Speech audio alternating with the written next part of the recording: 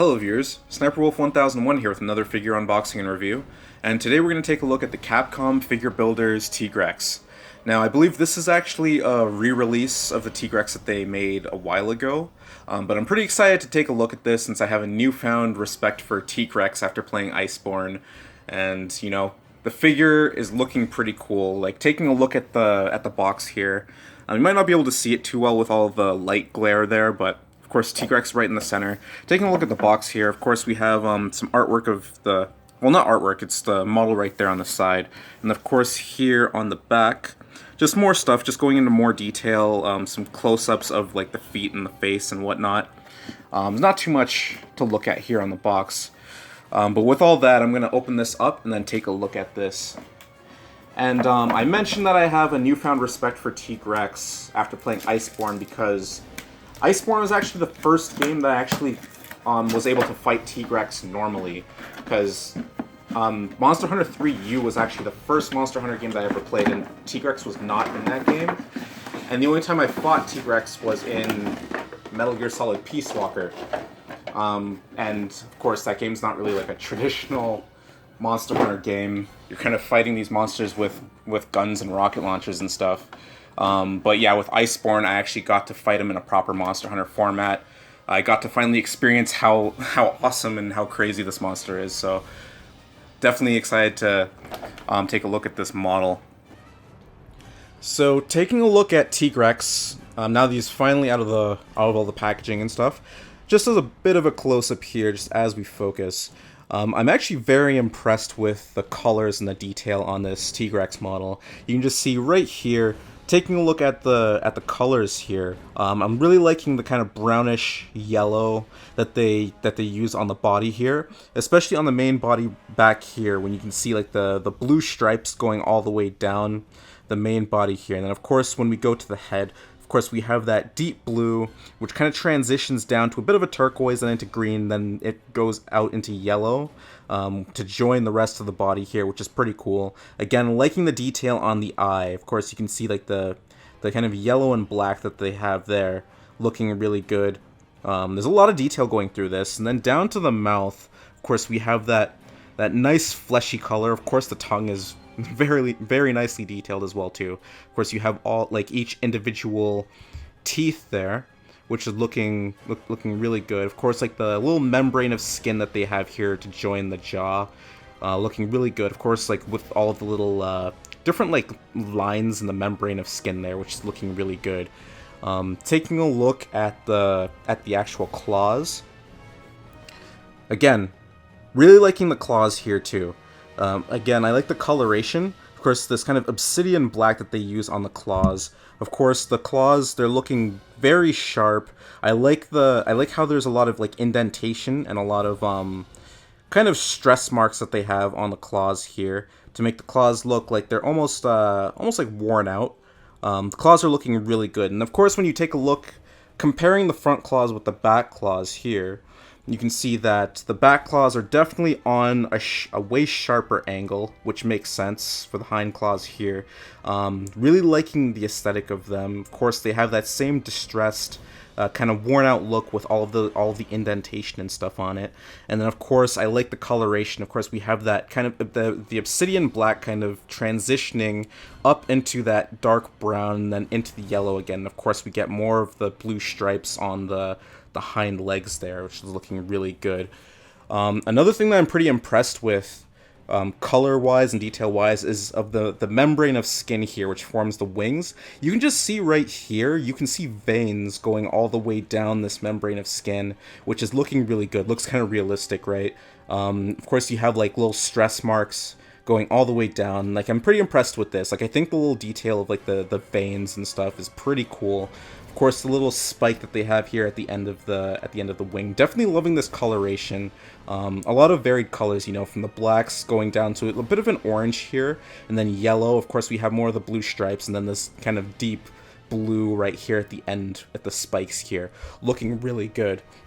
Looking at the main body here, you can see that down the center of the body, we have these sharp spikes, and these spikes are actually really sharp. Like, I'm pretty sure if you were to run your finger down against these spikes really fast, there's a possibility you could cut yourself. These spikes are actually pretty sharp, which I'm definitely really liking that detail. Very sharp. It's like almost realistic, right? Especially here, these little spikes here on the side, looking really good, and of course, really sharp here. Of course, going all the way down, really liking that detail there with the spikes on the main body.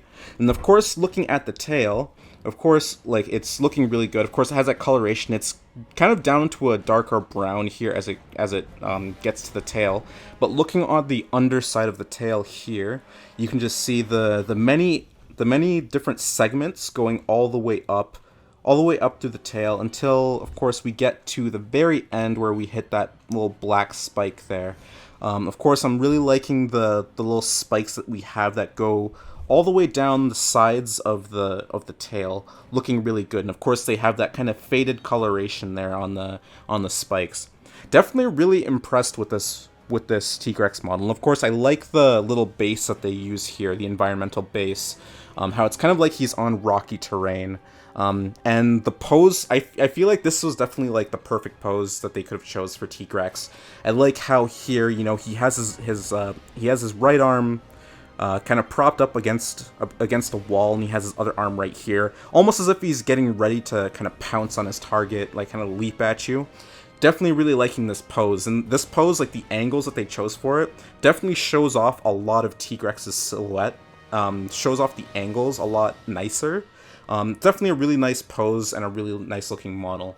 So I think real quick, I'm just going to grab my Velkhana and just do a bit of a size comparison here. So, right here with my Velkhana, you can just see a bit of a size comparison here. Velkhana seems to be a little bit smaller than Tigrex here. You can see Tigrex is actually a pretty sizable model. Even looking at like how they detailed Velkhana's like proportions here with this model, you can see Velkhana is very slim looking, very sleek, and then you compare it to Tigrex. Like Velkhana's almost like chest area is almost like half the size of Tigrex's main body, which is kind of intense there. Velkhana's pretty small, but of course it does have its wingspan, which adds a lot more to Velkhana's overall size. But Tigrex is a very large model here. And then even looking at the base here, Tigrex's base is definitely a lot larger than Velkhana's. You can even see it here in this side view. There's definitely a lot more going on with Tigrex's base. A lot larger and whatnot. Definitely really impressed with both of these models. But yeah, that's pretty much all I really wanted to talk about. Like, again, this is a very nice looking model. Like, I can't really say that there's any flaws or anything that I didn't really like about this model. Everything down to the colors, the small details, like the veins on the membrane of skin here, even on the membrane in the mouth there too, was really nice looking. I also really like the stand base, or not stand, but like the little base that Tigrex is standing on.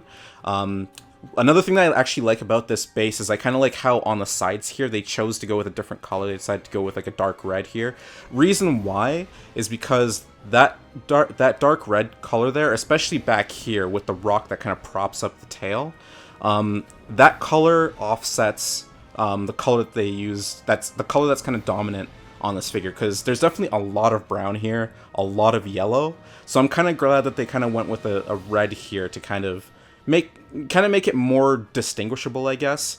You can kind of make that distinction with the rocks here on the side, as opposed to everything just being very brown. I do like the red that they decided to go with there. Really nice looking.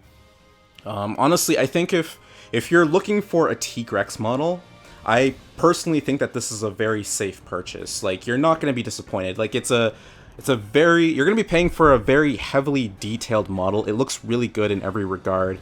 And then on top of that too, it's a very sizable figure. Like, even just a comparison with my hand, like it's a pretty big model. And of course, you know, it's going to make a nice set piece for your room, especially if you have other Monster Hunter figures to go with it. It's definitely a really nice looking model of Tigrex. I'm actually very happy that I got this. But that's pretty much everything I wanted to talk about in regards to this. So that's pretty much going to bring this review to a close. And like always, there's going to be more figure unboxings and reviews coming in the future, so I hope you guys look forward to that, and I hope you guys enjoyed this video and hope you found it informative. And with all that said, I hope you guys have a good night, and I'll see you all later.